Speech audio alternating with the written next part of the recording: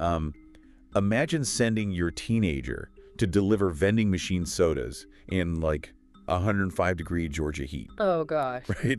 Like, at 5:30 in the morning, entirely on purpose, just to make them uncomfortable. That is just brutal. It really is. Now, imagine doing that while living in an $8.9 million Bel Air mansion and starring on an international television show. Wow. Yeah, that really paints a picture. It totally does. Welcome to the Daily Bravo Drama, everyone. In this audio, we are going to be talking about a massive stack of updates from the reality TV universe. There's a lot to cover today. Oh, there is. We are doing a deep dive into the Real Housewives of Beverly Hills, New Jersey, New York, plus Summer House, Vanderpump Rules, and The Valley. We'll be covering everything coming up in this audio. And, you know, we're not just recapping who yelled at who at some manufactured dinner party. No, exactly. We are looking at this stuff off camera. Yeah. Like, what happens when these reality stars try to raise kids or manage off-screen business feuds? Or when real-world, very dark accusations completely collapse the boundaries of the show. Yeah. The cameras capture the glitz and the spilled martinis, Yeah. but that broadcast is barely the tip of the iceberg anymore. It really is just functioning like a polite little billboard. A highly edited billboard. Exactly. Advertising a much darker, much more complex underground ecosystem, we're seeing a complete collapse of boundaries here. Let's start with the kids, though, because the psychology of growing up inside these reality TV dynasties is, it's honestly fascinating. It really is. You might assume that being raised around constant conflict and extreme luxury and like a literal production crew in your kitchen. Right, which sounds like total chaos. Exactly. You'd think that would produce a very chaotic kind of next generation. But the sources actually show a massive pendulum swing in the absolute opposite direction. Yeah, these kids are actively craving intense normalcy. Yes. Normalcy, rigid discipline, and just extreme boundaries. Well, think about it. When your environment is defined by lucrative, rewarded chaos. Because the parents literally get paid to fight. Exactly.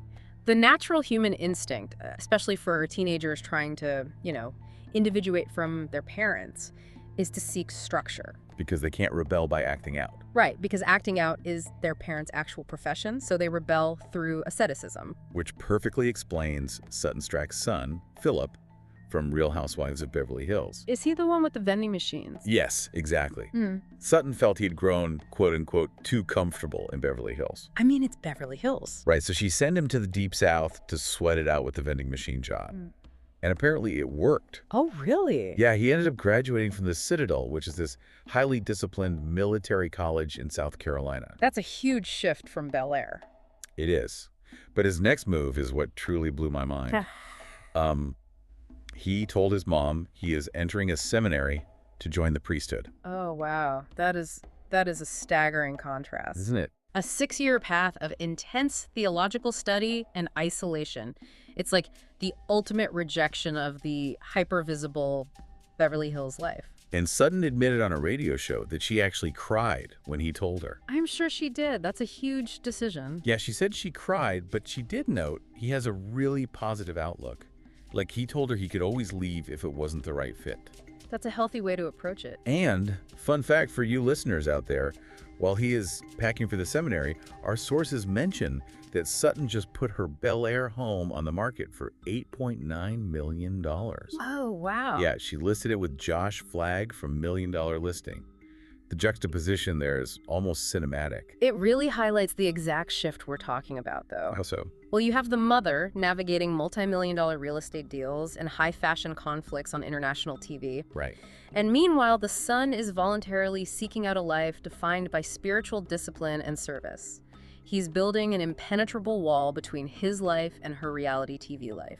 And this desperate search for boundaries, it's not just isolated to Beverly Hills. No, not at all. We see it on the East Coast, too. Look at Gia Giudice from Real Housewives of New Jersey. She's filming Season 2 of Next Gen NYC right now, and she just made a massive life update. She finally moved out, right? She did. She moved out of her mom Teresa's house and got her own apartment, and she described this as a big pill to swallow. Which makes sense. Yeah, she noted that in Italian culture, there is basically no rush to leave your parents' home. But more tellingly, She admitted her family relies on her heavily. Oh, absolutely. For over a decade, viewers have watched Gia act as the emotional mediator for that family. She was basically the primary voice of reason. Yeah, in a family completely fractured by a televised war. So her establishing physical distance is a profound structural change. She's removing the buffer. Exactly. She is removing the buffer. And removing that buffer might actually be the only thing that forces peace. Because Gia gave an update on the upcoming season 15 of RHONJ. Oh, really? How are things with Teresa and Joe Gorga? Well, they apparently finally reached a truce. Wow. After all these years. Yeah. Gia described the energy on set as a breath of fresh air. She insisted they will never fight like that again because, time heals all wounds. Time heals, sure, but absence forces maturation. Oh, I like how you phrased that. It's the crucial takeaway here. By Philip seeking spiritual isolation or Gia claiming her own physical space, the next generation is acting as a stabilizing force. So they're forcing the adults to behave. Essentially, yes. Oh, my. When the kids refuse to participate in the chaos and set healthy boundaries, it forces these incredibly volatile adults to finally regulate their own emotions. Yeah, like a strange inversion where the kids are basically parenting their parents into a state of peace. Exactly. But while the kids are seeking control through distance, the parents are completely losing control over their off-screen professional lives. Oh, totally. The fourth wall isn't just breaking anymore, it's basically completely irrelevant. Because the entire economy of attention has shifted. Right.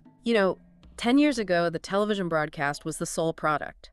The drama happened on camera, they went home, and they waited for the episodes to air. But today, the show is just a secondary engine to power their personal media empires. Exactly. Their podcasts, their brands, their social media. And this is where I get completely confused by the sources, honestly. Okay, so Lala Kent from Vanderpump Rules and The Valley revealed that her mom and her brother had their own podcasts. Right, where they recap The Valley. Yes, but they abruptly stopped doing it. And Lala claims it's because unnamed cast members from The Valley were calling and complaining and crying about the recaps. Oh, whoa. Right? Why would a cast member on a globally broadcast TV show care if someone's mom and brother are recapping the show on some tiny secondary podcast? It feels so incredibly petty to me. I mean, it does sound petty on the surface, but you have to look at the monetization funnel of a modern reality star. Okay, break that down for me. When a cast member complains about a recap podcast, they aren't just protecting their feelings, they are protecting their top-of-funnel marketing. So it's all about the money. Completely. Yeah. A negative narrative on a podcast, even a small one, infiltrates Reddit. Oh, and Reddit is ruthless. Exactly. And Reddit infiltrates Twitter, which then dictates Instagram engagement. I see. If the audience decides you are the villain based on a podcast narrative, your brand sponsorships dry up. Your own podcast downloads plummet. And your leverage for next season's contract is just destroyed. Exactly. They are litigating their market value in real time. Which makes Lala's reaction make so much more sense.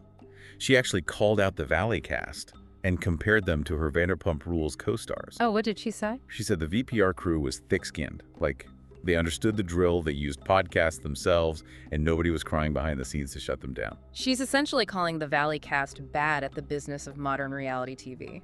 The veterans know how to play the metagame. The newer casts are still panicking over the realization that the battle doesn't end when the cameras stop.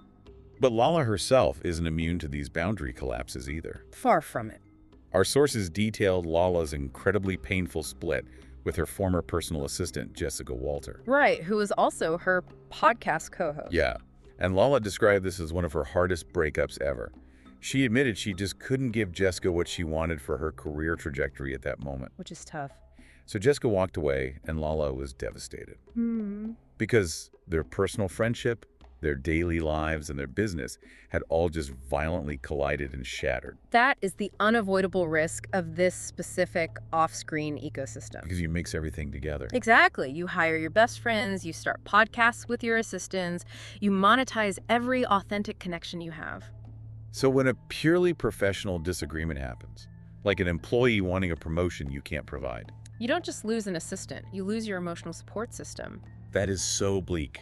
The commodification of their private lives leaves them with zero safe harbor. Literally nowhere to retreat to. And speaking of zero safe harbor, look at Summer House. Kyle Cook and Lindsay Hubbard were interviewed about Wes Wilson's exit from the show. Oh, this story is wild. Right. Kyle detailed a conversation he had with West entirely off camera to hash out their issues.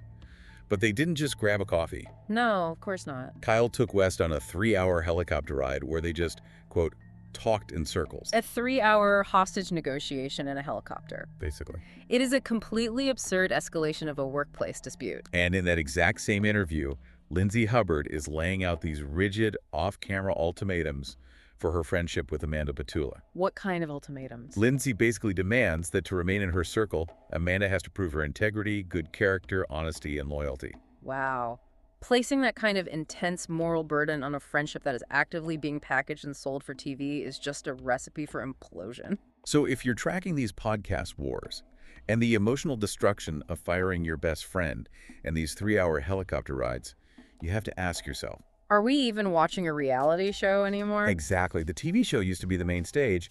Now it's just the polite billboard advertising the actual underground fight club happening on their podcasts and in their business meetings. The reality being filmed is now just the sanitized fallout of the corporate PR war happening off-screen. Totally. But the underlying disease is the desperate battle for narrative control in the digital space. And when that battle moves from podcasts to pure social media, it can get incredibly dark very quickly. Which takes us from corporate disputes into actual digital warfare. Let's get into it. The way these casts interact online has basically become the primary storyline. Back to the Valley, Danny Bucco is actively defending his decision to hate-like negative social media posts about his co-stars. Right, Janet and Jason Caperna. Yeah. Danny claimed he felt silenced. So when viewers started tagging him in posts, calling Janet and Jason liars and insufferable, he hit the like button just to feel validated. Which is such a weird modern phenomenon. He even joked he would have liked all of them if he lacked self-control. Notice the mechanism there, though. He isn't confronting them on camera. No. He is weaponizing the audience's vitriol as his proxy army. And the reaction from the rest of the Bravo universe shows just how normalized this has become. Oh, completely. Tom Schwartz from Vanderpump Rules weighed in, and his quote is literally the perfect encapsulation of this entire era. What did he say? He called it, quote, embarrassing to be that petty, to get to the point where you're hate-liking posts about your enemy. But also, if it makes you feel better, I'm actually for it. See, he acknowledges the profound embarrassment of the behavior. But completely validates it anyway. Exactly. It validates the psychological release it provides.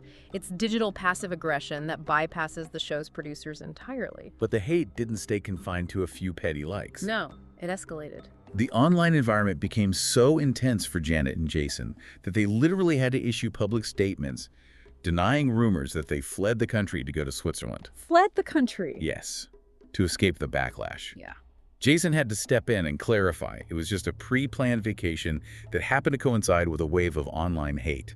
The audience's parasocial involvement reached a pitch where a rumor about reality stars seeking international asylum from internet comments was accepted as plausible reality. It's insane. Wow. And Janet went on the offensive. She fired back at claims she was being performative, reminding everyone she was 7 months pregnant and moody while filming. It's just totally fair. Yeah. And then she launched her own digital counterattack, labeling Kristen Dowd calculated and Zach Wickham an instigator. It's just an endless feedback loop. The show airs, the audience attacks, the cast uses the attacks against each other, and then they log on to litigate the fallout. But while the Valley is dealing with hate likes and Switzerland rumors, the stakes in other franchises are completely breaching the confines of entertainment. Yeah, they are moving into real-world journalism and highly serious accusations. Okay, we need to be very precise with the information provided in our sources here regarding the leaked drama from the upcoming season 16 of Real Housewives of New York. Right, let's just stick exactly to what the reports say. The cast features a new addition, Daisy Toya, who is known for being Martha Stewart's makeup artist for the last 20 years. Okay. According to reports, Daisy is taking massive heat from returning cast member Saida Silva. And the conflict reportedly centers entirely on interrogating Daisy's real-world career motives, right? Exactly. Sai allegedly accused Daisy of harboring an elitist attitude, claiming Daisy was only using the show to get famous enough to escape her job with Martha. That's a big accusation. It gets crazier. Yeah.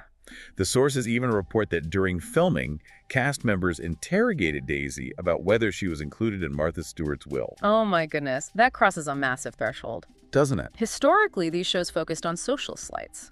You know, who wasn't invited to a Hamptons house, who wore what to a charity gala. Not estate planning. Right. Interrogating the specifics of a decades-long professional relationship and probing into a billionaire's estate planning shows a complete disregard for polite boundaries. But Cy's off-screen sleuthing didn't stop with Daisy's employment history. No, it didn't. According to reports from TMZ cited in our sources, Cy Da Silva repeatedly clashed with Carol Radziwill, who was returning as a friend of the cast. And this clash was over Carol's past social ties to Jeffrey Epstein and Ghislaine Maxwell. Yes. And to contextualize this, strictly based on the provided material, the reports state that Cy questioned Carol's historical involvement because Cy has young children. Right. And she felt compelled as a mother to bring these concerns directly to camera. Okay, and our sources also detail Carol's public defense regarding these ties. Yes, Carol spoke to the New York Times previously and defended herself on social media. She insisted her relationship with Ghislaine was strictly social. Right. She stated, and I quote, "We didn't know. When people are doing bad shit, they hide it well." So we are just looking at what the sources tell us here. Cy interrogated her co-star based on her perspective as a mother, and Carol defended herself by stating she was completely unaware of any criminal behavior. Exactly. Just reporting the facts from the sources. But if you step back and look at the trajectory here. From Danny Bucco tracking hate comments, all the way to Cy Da Silva interrogating Carol Radziwill over ties to convicted criminals.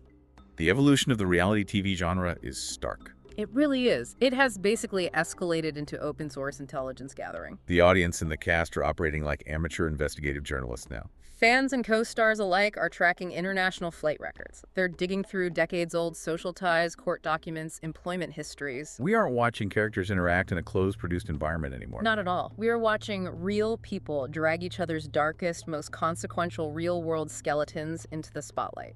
Using the television platform to litigate things that honestly belong in a courtroom or a boardroom. It totally shifts how you view the Bravo universe. It really does. The actual broadcast, like what happens when the cameras are rolling, it feels almost quaint compared to the reality. Because what actually drives the conversation and dictates these people's lives are the choices to enter a seminary. Or the structural shift of moving out of a family apartment. Or those absurd helicopter hostage negotiations over podcast metrics. And the incredibly dark histories that the cameras attempt to capture but can never fully contain. Which leaves us with a provocative question to consider long after this deep dive ends. Oh, I'm ready for it. If the off-screen drama, the ruthless podcast economy, the weaponized social media engagement, and the real-world interrogations into people's pasts is far more intense, complex, and consequential than what the network actually manages to film, Yeah. are we reaching a point where the television show itself is merely a polite, highly edited commercial for the real reality happening right now on our phones? Oh, wow. A polite commercial for the real reality. Exactly. That completely changes how I'll watch these shows. Next time you tune in, try looking at the screen not as the whole story, but as the sanitized surface floating above some incredibly messy deep waters. It's a lot to think about. It really is. Thanks so much for joining us on this deep dive into the sources, everyone. We encourage you to keep questioning the narrative. And we've got an even crazier storyline brewing about some explosive leaked text messages coming up next time, so you won't want to miss that. Ooh, definitely not. We'll catch you on the next one.